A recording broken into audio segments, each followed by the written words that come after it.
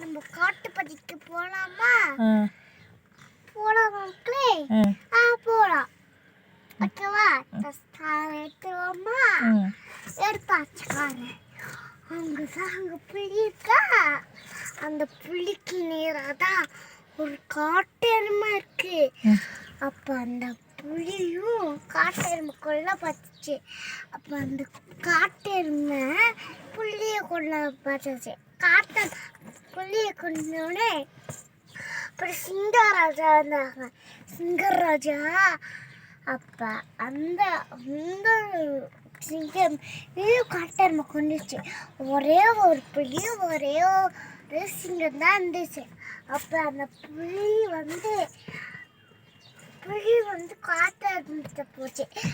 உடனே காட்டேன்னா ஏன் அந்த புள்ளியை நான் கொல்லக்கூடாது அப்படின்னு சொன்னாங்க.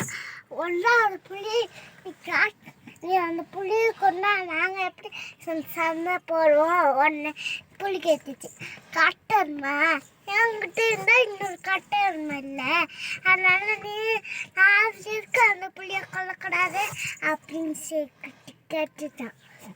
உடனே புலி ரெண்டு சாமி இருக்காங்க அப்படின்னு சொல்லிச்சு. உடனே காட்டருமை